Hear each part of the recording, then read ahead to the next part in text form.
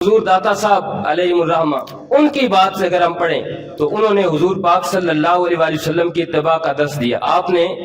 اپنی کتاب کے اندر کشف المحجوب کے اندر یہ بھی واقعہ ارشاد فرمایا کہ حضرت بایزید بسطامی رحمۃ اللہ علیہ وہ فرماتے ہیں کہ مجھے لوگوں نے ایک مرتبہ کہا کہ فلاں جگہ پر ایک اللہ کے ولی ہیں، وہ بہت بڑے پہنچے ہوئے بزرگ ہیں۔ میں بزرگ کی تلاش میں تھا تو میں ان کی طرف گیا، انہوں نے ایک مجھے مسجد کا پتہ دیا۔ میں جا کے مسجد میں بیٹھ گیا تو کچھ ہی دیر کے بعد وہ اپنے گھر سے نکلے، مسجد کے اندر داخل ہوئے تو انہوں نے مسجد کے فرش پر خانہ کعبہ شریف کی طرف منہ کر کے کلی کر دی۔ میرے ذہن نے اسی وقت میری رہنمائی کی اور مجھے کہا بایزید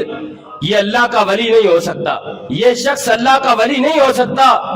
اس کا یہ عمل خلاف سنت ہے، اس لیے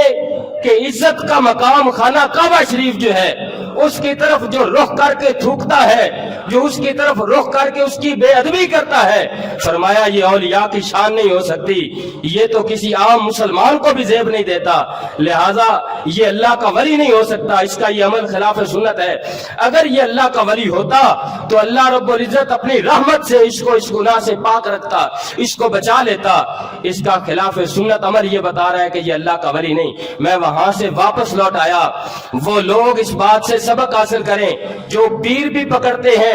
مسجد بھی پکڑتے ہیں اور دیکھتے بھی نہیں کہ ان کے اعمال سنت کے مطابق ہیں یا سنت کے خلاف ہیں۔ یہاں تو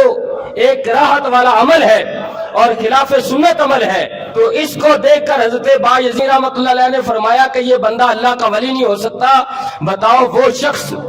جو نماز جیسے اہم فرض کو چھوڑتا ہو وہ کیسے اللہ کا ولی ہو سکتا ہے؟ جو قرآن پاک کی مخالفت کرتا ہو، جو سنت رسول کی واضح طور پر مخالفت کرتا ہو اور جو ایسے اعمال کا مرتکب ہو جو اعمال اللہ اور اس کے رسول نے ناپسند فرمائے ہیں، صحابہ کرام علیہم الرضوان اور اہل بیت اطہار علیہم الرضوان نے جو ناپسند فرمائے ہیں، اگر ایسے اعمال کا کوئی شخص مرتکب ہو تو بتاؤ وہ کیسے اللہ کا ولی ہو سکتا ہے؟ وہ کبھی اللہ کا ولی نہیں ہو سکتا۔